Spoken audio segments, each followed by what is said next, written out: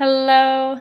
I wanted to hop on because there's some really incredible insights that I've had in the last few months, and I've been teaching them in my coaching sessions and in my gratitude challenge and in my mastermind. And I really wanted to just share this with you because there's two things in life that cause a lot of suffering. One is a lack of physical energy, and one is a, a a cycling of thoughts of a spinning in our minds and a state of suffering within our own minds. And so I wanted to first address the physical energy drain because I had some people at my house the other day and they were talking about their businesses, and one of the guys was saying that his multi-million dollar business had kind of come crashing down, and the other gentleman just turned to him and said, "Oh, where were you out of integrity?" And I've learned just through Landmark and through other things that I've studied is they say that when you feel a drain of energy, or if there's a sudden drain of resources, it's because there's a lack of integrity. And the way that I see integrity isn't this right and wrong, evil, good kind of thing. It's just a fundamental workability of your life. And I kind of see it like a bicycle tire. And the integrity of a bicycle tire is that the wheels and the spokes of the wheel are all working properly, right? And when you say that you're going to do something and then don't do it, then it's almost like a spoke of the wheel comes out of the bike.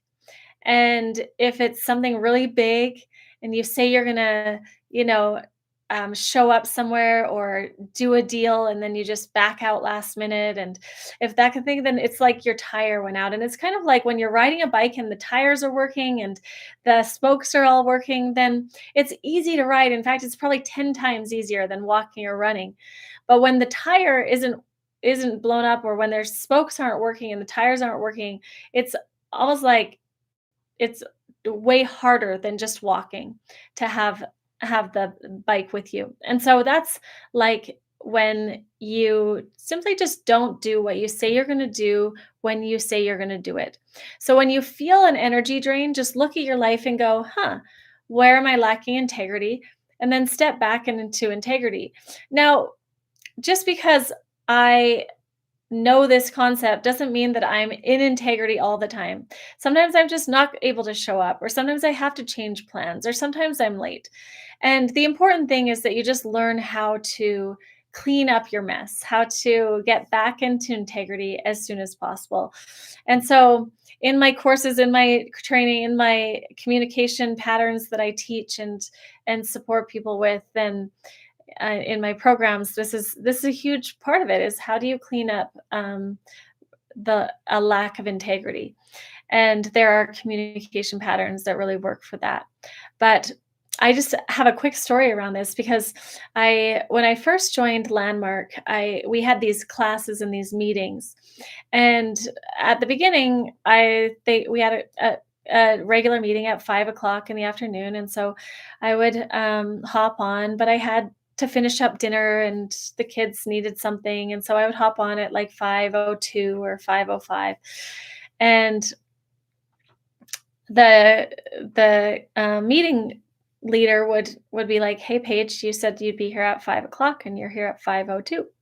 And I'd be like, "Yeah, it's basically 5 o'clock." And they're like, "No, your word was that you'd be here at 5 o'clock." And we'd spend like 10 minutes cleaning up the fact that I was 2 minutes late. And I thought this was just absolutely insane.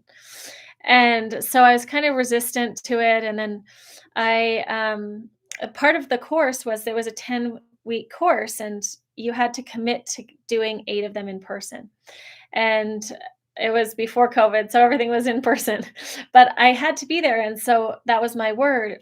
But about halfway through, an opportunity to go on this entrepreneurial cruise came up. It was a really amazing opportunity. I really wanted to go, and so I talked to my coach, and they said, "Well, just make sure that you figure out how to still attend a course." And I thought, "Well, that's kinda tricky because 'cause I'll be in the Bahamas and it's in Salt Lake," but we figured out that there was a course that was in New York, but I'd have to get off the cruise early, so I did. I got off the cruise early, I flew into Miami, but as soon as by the time I got to Miami, there was this huge storm, and I couldn't get to New York.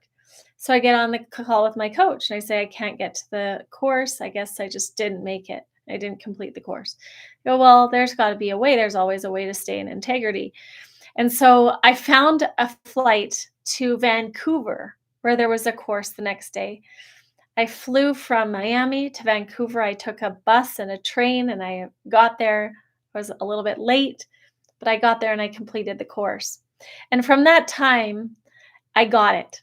I got the fact that my life simply works when I keep my word, when I have integrity, when I do what I say I'm going to do, when I say I'm going to do it. And when I am with people or looking at doing business with people or in relationship with someone and they don't do what they say they're going to do when they say they're going to do it and they don't communicate around it, it just simply doesn't work.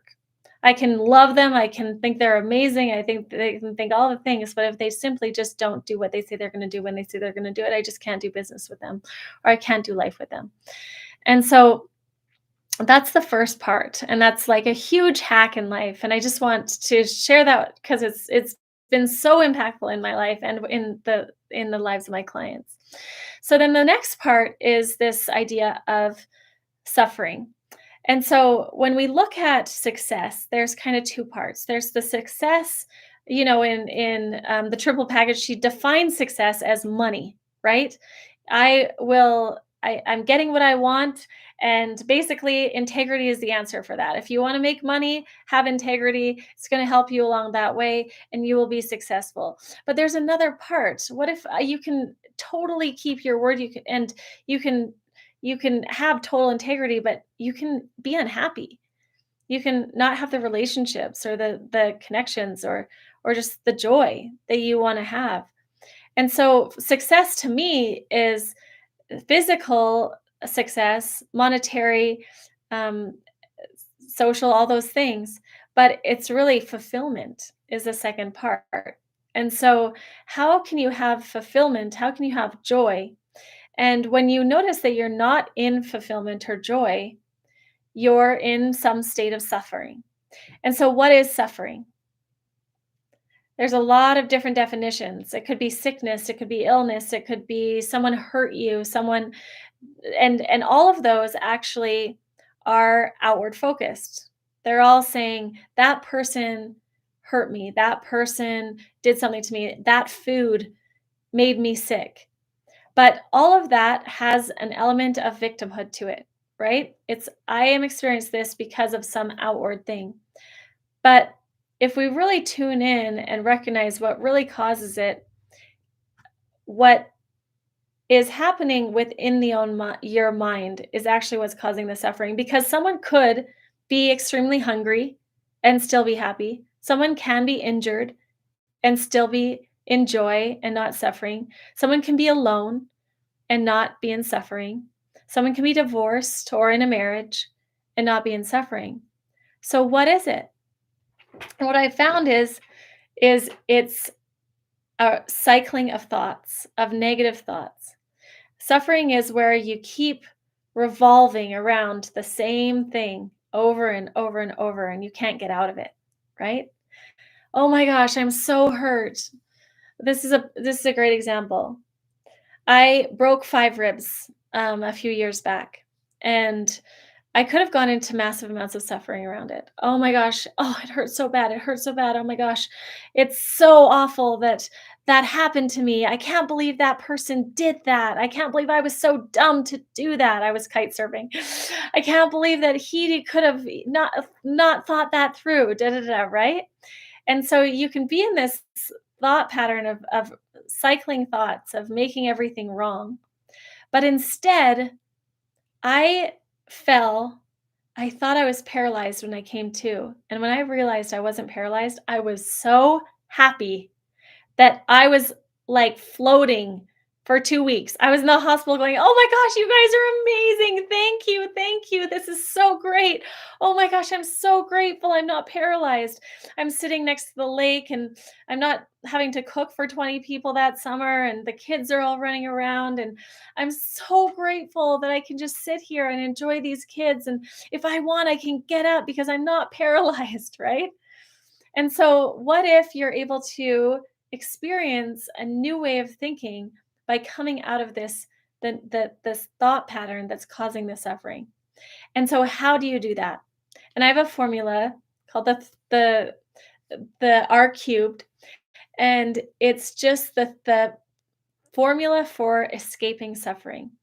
And the first part is to recognize that you are in suffering, recognize that this isn't working, recognize what's going wrong.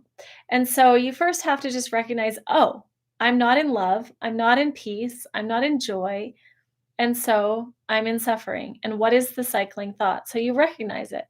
And then you simply just release it. You let it go. But once you let something go, there's a void and you have to replace it. And so what do you replace it with? How do you come out of suffering, and what would you replace a suffering revolving negative thought pattern with? And the answer is gratitude. Gratitude is the secret sauce of life. Gratitude is the magic of the universe. I think it's the answer to relationship problems. It's the answer to coming out of suffering in general. But you start going into the gratitude. Oh my gosh, I'm so happy. I'm so grateful that I'm not paralyzed. I'm so grateful that I live in this amazing democracy of freedom. I'm so grateful for whatever it is. We can focus on what's wrong or we can focus on what's right. And here's the secret sauce. Here's taking it to the whole nother level. It's adding the word because. It's saying, I'm so grateful for whatever's happening because.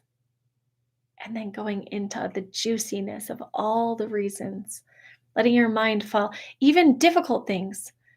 It's divorce, right? Oh my gosh, I could go into so much suffering of the revolving thoughts of making him wrong, making him feeling like the victim, right?